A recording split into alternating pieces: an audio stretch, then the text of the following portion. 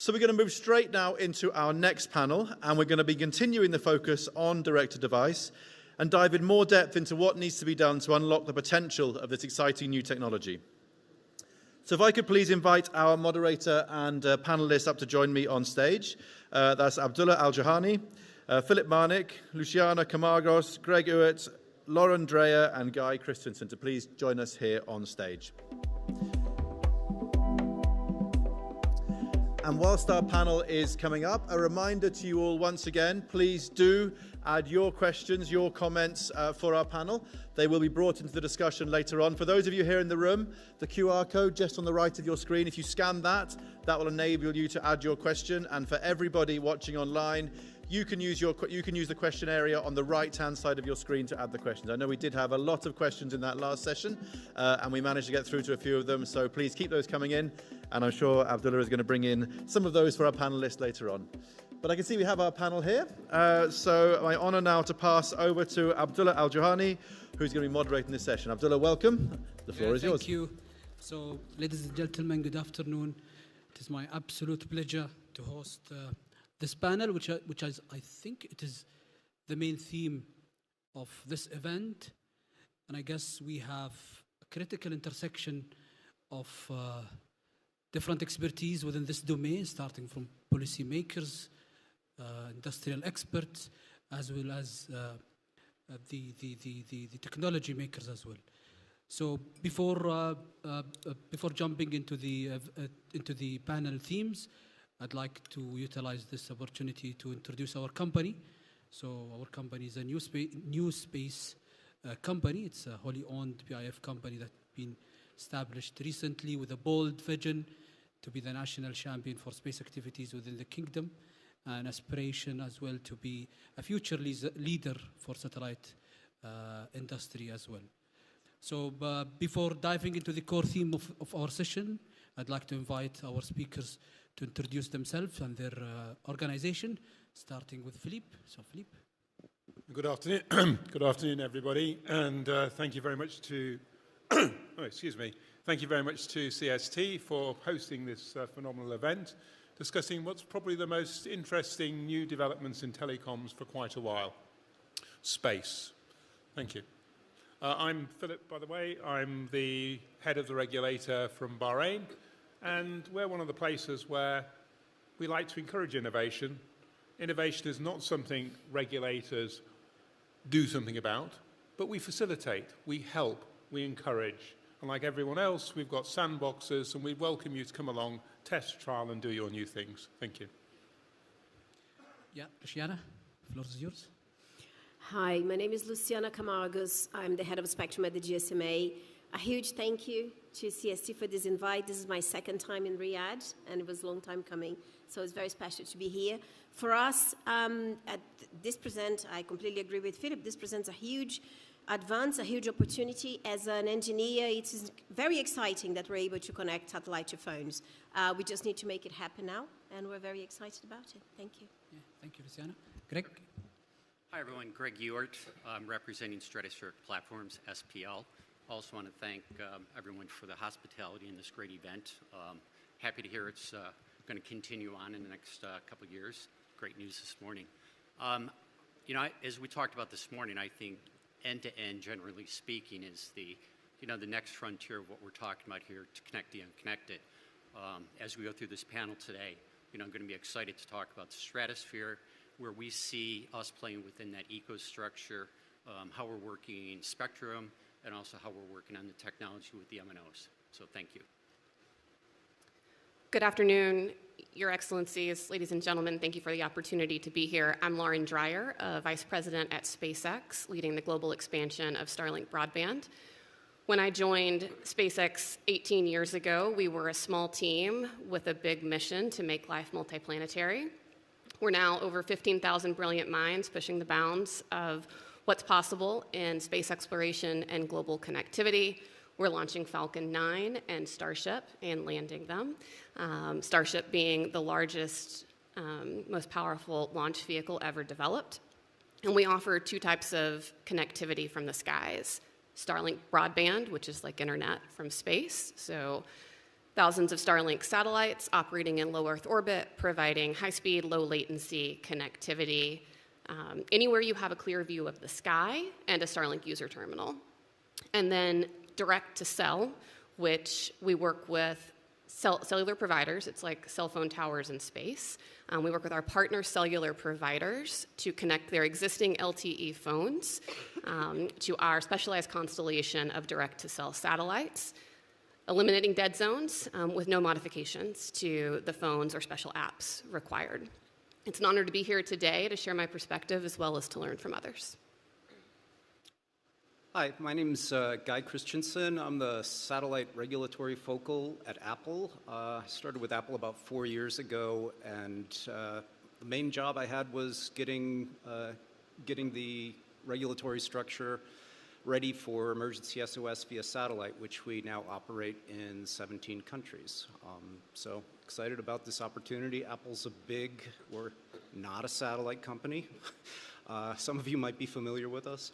But we're really excited with all the opportunities for direct-to-device because we think it could bring some tremendous benefits. We've already seen it with the MSS-based offering we're doing, and we think direct-to-device use could really transform the experience for the end users. So, thank you. Yeah, thank you. Let's start from the most fundamental block when it comes to this ecosystem, which is having clear regulatory framework. So starting with Philippe. So Philippe, how can we assure that our regulatory framework can make this technology happen? I think one of the things for all of us is no matter where we go now, we want to be connected. We can't possibly live in a world where you can go places where you're not connected because that's the way things are. And I think, as we heard on the previous panel, there's ITU discussion taking place, people trying to reinvent because new technologies come along. I live in a world of technology neutrality. We shouldn't really think anymore about this technology does this problem, this technology does this problem. It's actually how do you deliver economically for people wherever they happen to be, and how do we have competitive technologies? For an awful long time since satellites have been around, we've already had MSS. And as you've seen from the demonstration we had on the screen before, we have a framework in place in most places that actually enables those sort of things to be deployed. Yes, there's tweaks to be made at the edges, there's ways to be done. The emergency SMS services are there, and people are talking country to country to try and get these things in. But actually, there's a framework for satellites to be able to come along, provide a service across the top of things, and then for devices to be able to use it. What we're looking in the new device-to-device world is actually how do we extend that? How do we make this in a thing that your normal mobile phone not only can just do emergency or small messaging type capabilities, can actually do the sort of things your phone needs to do? And the question we need to ask ourselves then is how do we use the spectrum that's available today for the terrestrial networks in a way that it can be used to enable these applications to work, which is what the WRC is doing. So we've got two ways. The MSS way, which has more dedicated spectrum that's been used for this for a long time. Antennas already exist. It's in most devices. You can use it in some ways. But you then go into the wider bandwidth stuff of how to do that. And I think one of the challenges we face here is actually making sure we don't go round reinventing the wheel because it's a new bit of technology. There are methodologies that people have used to be able to use this. For example, on our borders today, we have rules that say, how do we know when my country ends and someone else's begins? How do I make sure the radio waves don't cause interference to my neighbor? So I can license users in one country, Saudi here can license users in another country, and enable these things to work. And we've got rules that have that. We've got PDF limits that sit on our borders that do these things. When we look at new technologies that come along, as was said, we're now looking at how you use the same bit of spectrum from space. How do we make sure, therefore, that we can use the same set of rules to make those sort of things work? How do we make sure that when we're thinking about it, we're actually thinking about how do we use the framework and the technology to do it? And that's one of the challenges. If you live in this part of the world, we get lifts quite often. And lifts mean actually the radio waves go a lot further than you think, and you get interference from lots of areas. And again, this is why we need to make sure that what we're looking at today is actually looking at things that work here, can work in a way that actually makes sense, and actually use a similar set of rules. I think the other thing for us as we go forward on the framework is we will get it wrong. Technology is new. It will come along and it will promise something, and actually it will start doing something else. So one of the most important things for us, first of all, is actually testing, trialing, sandboxing, playing, see how things work, seeing if there's anything you need to tweak, and then make sure your own national rules fit the environment you're in to make it doing it. And I think we should all come from technology neutral approach, look and see how you can make things work, how do we exploit it, and how do we get it done. Thank you. Thank you, Philip. I mean, a follow-up question to this, Philip, which is, do you think that we need to have a global regulatory harmonization within countries? I think it's quite interesting, and I listened to the previous panel where people were talking about global harmonization. Global harmonization is useful. However, the mobile industry itself has worked for many years on non-global harmonized bands. The global harmonization exists actually at a regional level, and then different bands in different regions in slightly different ways. And devices themselves have been the instrument to enable you to do it. And as long as we're in a reasonable range, the device can handle it. Satellite systems have also worked in a world where actually they've not had global harmonization. You've had some satellite frequencies in region 1, slightly different satellite frequencies in region 2. So we've lived in a world where actually for a long time, different types of frequencies were used.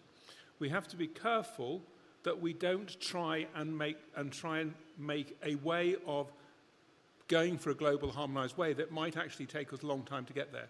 It's an ideal thing to go for, but actually the more we can harmonize, the better it is. But actually working with what we've got in the way we've done for quite a long time in the ITU is a way of actually making some of these things work quickly, then tweaking and then moving. So for me, I think global harmonization is ideal, but actually we've worked in a world where both mobile and satellite and lots of other services have not been globally harmonized. They've been regionally harmonized, and I think that ways around have been found to make that work. So I think there's a combination of both ideal, but actually build on what you've got today. Yeah. So I've seen Luciana's quite noting. So do you think that we need to have a global harmonization? GSMA can be pivotal players to achieve or to converge towards global harmonization. I completely agree with Philip. Global harmonization for every service is ideal. It is incredibly hard to achieve. The reason for that is because different regions have different needs. The incumbent services are different. The pressures in different regions are different. So I don't think it's absolutely necessary. Would it be great? Yes. Is it likely? No, it's very unlikely. And we do have actually some globally harmonized MSS bands already in place that can be used for that. But I think that discussion can detract from the main discussion, which is how to make that service possible, how to make the regulations in place, and how to evolve, how to make the most of the technology. Yeah. So what's the key spectrum challenges that you see when it comes to the proponents when we talk MSS versus reusing the IMT? What are those main challenges that GSMA is trying to solve at the moment? So for us, for the GSMA, for the mobile operators, is the coexistence with the terrestrial networks on the ground. The terrestrial networks today serve more than 4 billion people. It's a large percentage of the world population. We would like to be serving even more. That's a different discussion. So no one wants to interfere with those networks. No one wants to make sure that those happen, that these networks would be interfered with. I think that's something that we can all agree. Both proponents of D2D using MSS spectrum and proponents of D2D using IMT spectrum, we see coexistence challenges. Maybe in band, maybe adjacent band, maybe in the same maybe in the same area, maybe in adjacent area. So for us, the most important thing is to ensure the coexistence with the terrestrial network so they can actually integrate. Okay, thank you. So we kind of discussed the regulatory and spectrum related stuff. So, I mean, now we'd like to discuss one of the most important aspect of the technology, which is the commercial viability. And we have two panelists from two big players within this ecosystem, Apple and Starlink. So let's start with Loreen from Starlink. So how can we achieve mass adoption of this technology, given that you're already planning or you've already started doing the services? So it's an interesting question. Thank you. You know, as we heard in the opening session, 33% of the world remains unconnected to the internet. 90% of the world of the population may have cellular coverage, but the percentage of landmass is much less. And so closing those gaps and increasing the pace at which we do so requires a variety of commercial models along with a variety of technologies, including hybrid and direct-to-device. Our two systems, Starlink Broadband and Direct-to-Cell, have global coverage today. One of the reasons I focus on global expansion is to increase the utilization around the world, to increase then the cost effectiveness, to connect more people and to do more good. On the Starlink broadband side, we started with a direct-to-consumer e-commerce business model. We've since expanded to include retailers, enterprise directly, along with resellers to enterprise, and also serving governments and NGOs. We're now over 4 million subscribers in 110 countries on all continents. And I think it's important to realize, too, the number of users is actually much higher because a single Starlink user terminal can connect either a household, a school, passengers on an airplane, or in the case of hybrid connectivity, cellular backhaul, a whole community. So as an example, one of our customers, Africa Mobile Networks, is using Starlink Broadband as backhaul for 100 towers in rural Nigeria. These communities went from no connectivity, no cellular coverage overnight, to base stations transmitting 25,000 voice minutes per day, which means farmers can check market prices, businesses can expand beyond their own communities, doctors can consult with other doctors. And so I think that's all important from a user adoption perspective and the commercial models and expanding that. On the direct-to-cell side, this is newer technology.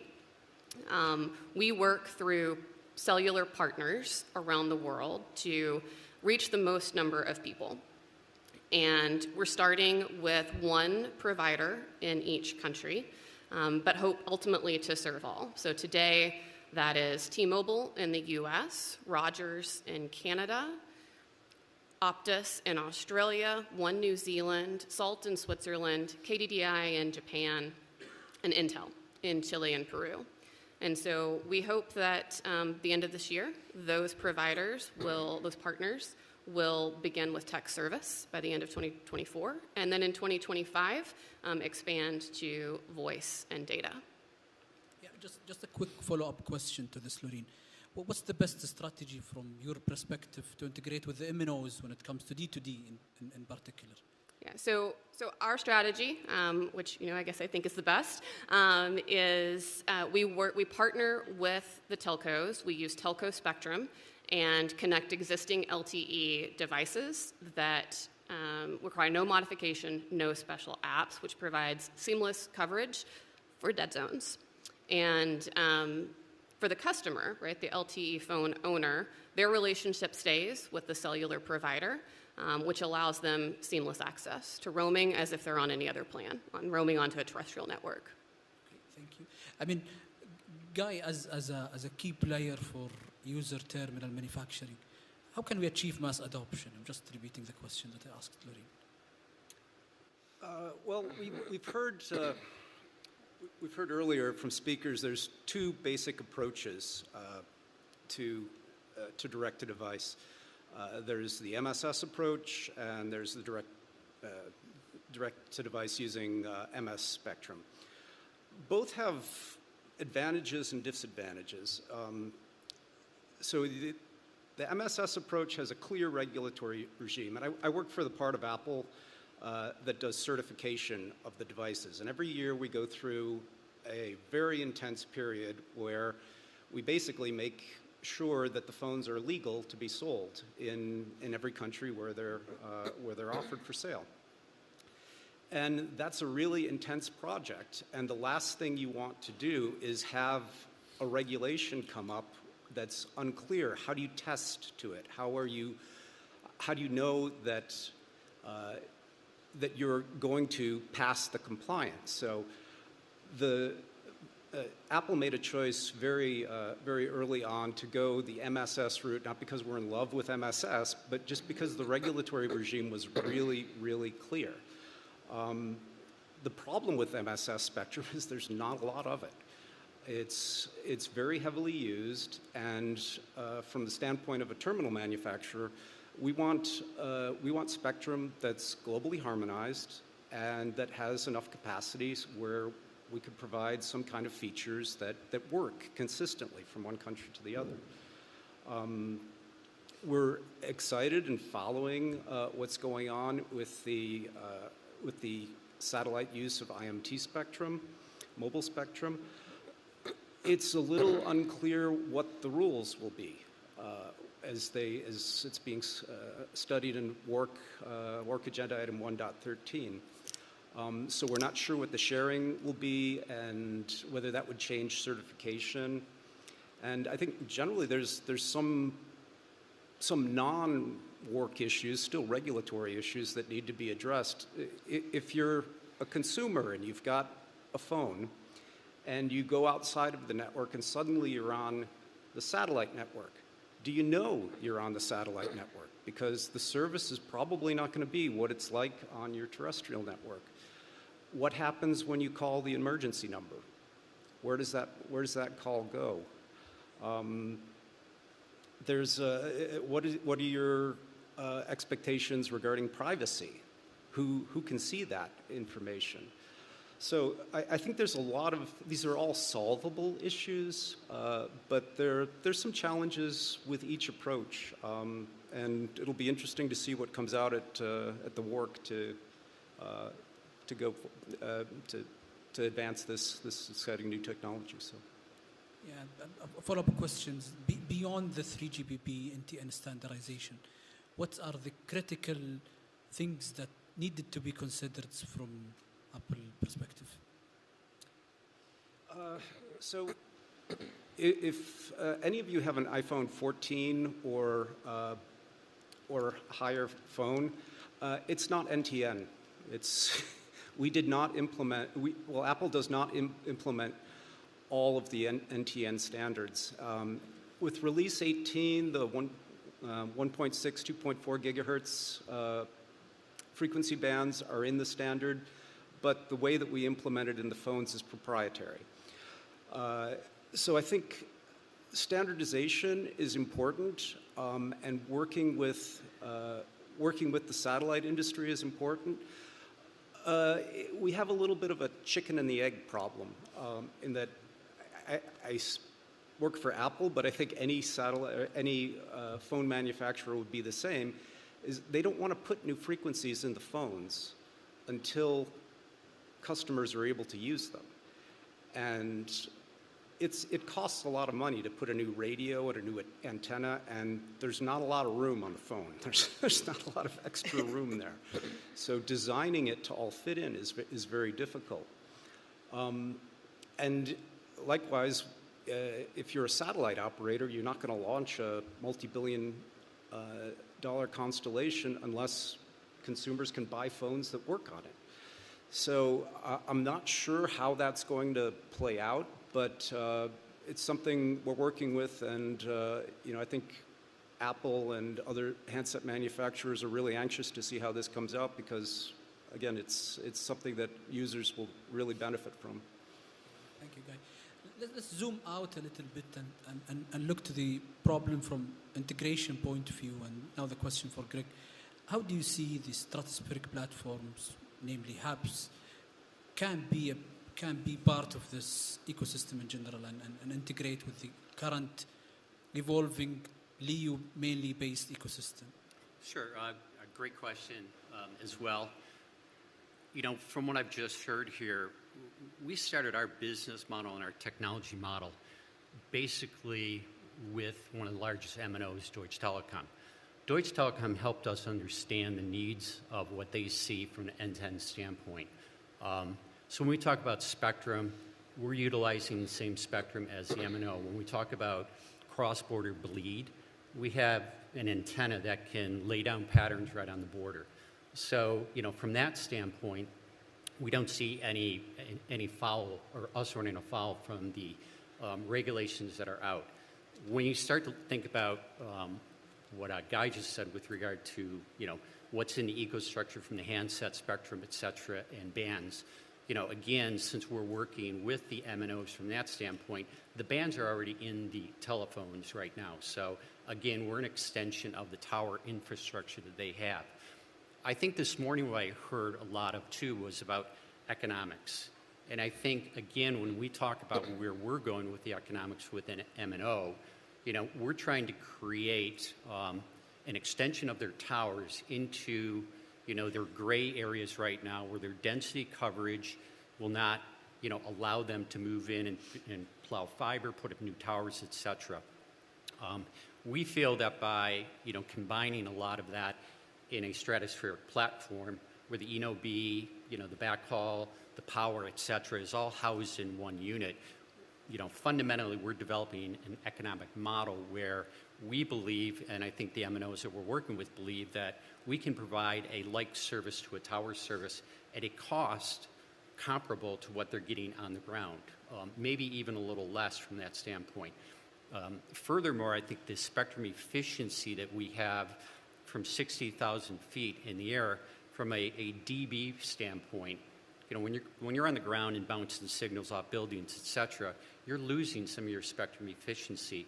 We're finding that by being at the stratosphere and looking directly down to devices, handsets, et cetera, that we can provide a better solution from that standpoint because of dB loss also.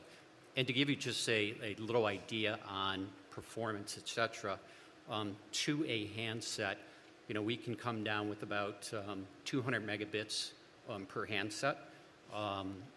We can handle simultaneously about 500,000 users under our band. If you work with some of the MNOs, they've come up and said that's effectively 3 to 5 million end users. And at a cost basis, that's about $1. I mean, just a follow-up question to this. I mean, HABS also can do another services. However, do you see the technology ready at this moment to be part of this evolving ecosystem? Sure. You know, if you talk about other services on top, I think as you kind of gravitate over to our MilGov customers, first responders, et cetera, you know, you think about what just happened, you know, in the United States where we had, you know, terrible flooding, et cetera. It took days to get communication services back in and connected. As we talk to FEMA and AT&T FirstNet, et cetera, where we want to take our solution is that's not going to happen anymore. We can actually have a platform sitting, you know, above when a storm comes in. So you get situational awareness, no downtime to your handset that you have in your hand. You get situational awareness from, you know, a camera that can be less than 1 centimeter of optics. So from a first responder standpoint, you know, before, during, and after, there is no difference from what you have during a non-event standpoint. And the added other solutions of sensors and, like I said, camera systems give them the situational awareness so that they know where the damage is.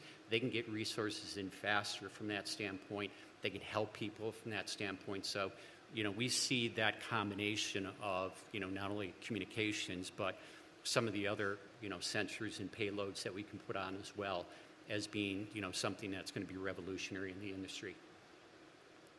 Yeah, so we have a couple of questions from the audience. I'll start with Philippe. So can this regulatory uncertainty / fragmentation hinder future D2D opportunities? I think it's a yes and no. I think, as I said before, if you look at mobile, we looked at a selection of bands in the previous panel about all the mobile bands. Those mobile bands are actually used slightly differently in slightly different regions already today. Take the UHF band. The United States has a different band plan. Canada has a different band plan than Europe has. You take the other bands that people have, there's some slight differences. Even if you take some of the regions in 2.6, there's slight difference between TDD and FDD usage and various things. So I think we've lived in a world of fragmentation. If you take, however, something like was used in the previous demonstration, L-band is firmly harmonized right across the world. It sits there and does it. So for me, is it ideal to have global harmonization? Yes, but I think if we sit and wait for global harmonization, we'll actually delay the deployment of some of these technologies.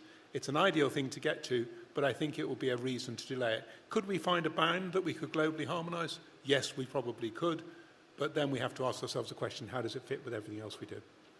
Thank you, Philip. I mean, question to the rest of the panelists. What is success and what is the winning formula to achieve this success, Luciana? The success and the? And what's the winning formula to achieve this success? Well, I think the success is people who live outside coverage, excuse me, today gets connected by, I don't know, 2030, let's say. I do have a concern whether we talk about connecting the unconnected. There's a lot of unconnected people who live under mobile coverage. Actually, it's the largest number of unconnected live within mobile coverage. We don't think that a satellite flying above their head is going to help. We need governments to look at why these people are unconnected. But there is 4% of the world population that live outside mobile coverage. And these 4% would very much benefit from such solutions. Also, large areas around the world that are not connected today, deserts, forests, oceans, and that would indeed be excellent, especially for businesses. But I think the success, undoubtedly, is that people do get connected. Greg? Sure, I echo that.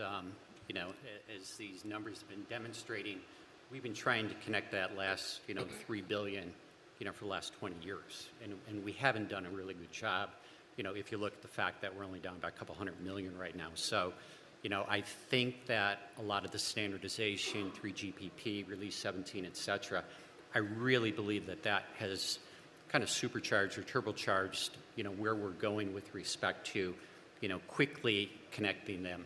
I think, again, from our standpoint, from an economic model, again, it does have to be seamless. It's got to be, it can't be more expensive, and the end user, wherever they are around the world, wants to have that experience of, 5G, potentially 6G. And on the note of 6G, I think success is also what we're seeing in talking to a lot of the MNO CTOs is that 6G and millimeter wave spectrum is going to introduce, much more complexity from the standpoint of, coverage and rolling out more towers and rolling out more masts, et cetera.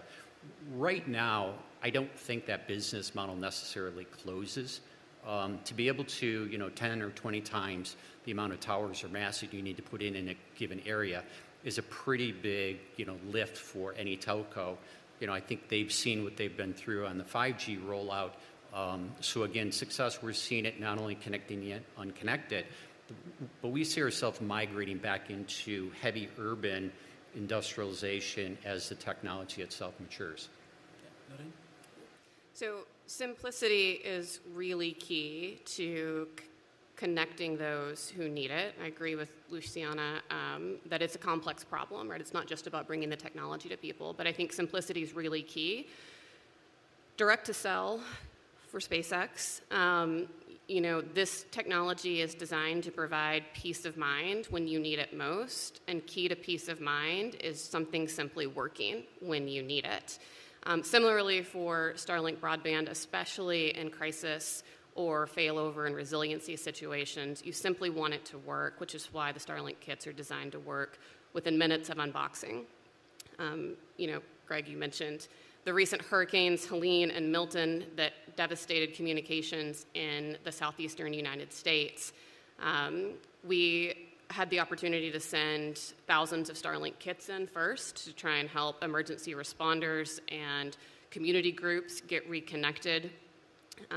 And what wound up happening is, right, a Starlink box winds up in the hands of somebody who's never heard of Starlink before, potentially. And so it was really critical that they be able to unbox that and get operations established and high-speed connectivity.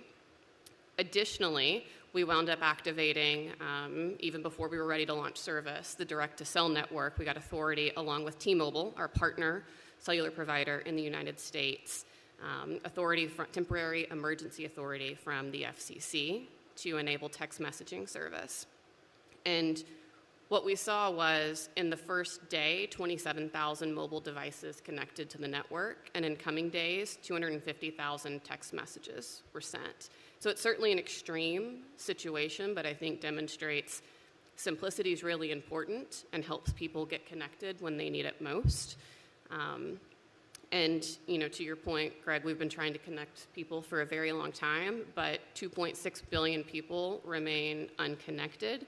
And so, you know, I think a bias towards speed is really important as we continue forward, and thinking about complementary technologies. No one of us can solve this problem, and so we all need to work together to do that.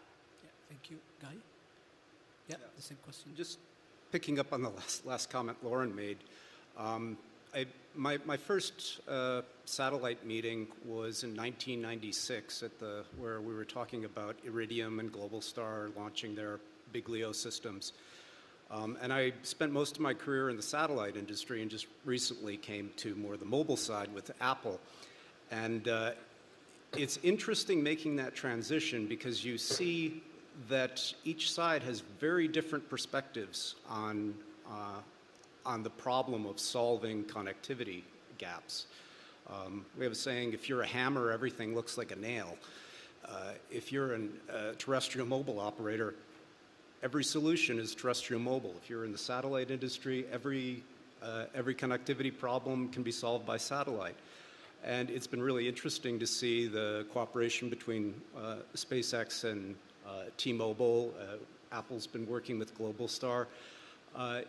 If you were to come down from space, from some other planet, and someone said, I've got this area and I want you to design a totally connected network, you would not do it the way we do, where have some terrestrial company go and take all the populated areas and then just leave it up to satellite people to cover the rest. That's not how you would do it. It doesn't make sense. It's only when you have an integration of the MNOs, the terrestrial people with the satellites, that you come up with the best solution for both sides. So I don't know how we get there. It looks like we're starting to get there, but yeah. Thank you. Philip, any final thoughts? I think I would totally agree. To make this sort of thing work, we need people to work together. We need the solutions that find what the problem is and then find a way of getting people to bring different solutions to make that work. And I think if we have a problem, the policy solutions will come out to find a way to enable the technologies to be able to deliver for people so that we can all get unconnected, reconnected. Thank you. Yeah, thank you. I mean, at the conclusion of this session, I guess the session highlights the immense complexity and the promises that this technology will deliver. And I guess the one theme that can stand out is the collaboration and cooperation. And with that, I would like to thank all of our panelists and all of the audience. And thank you.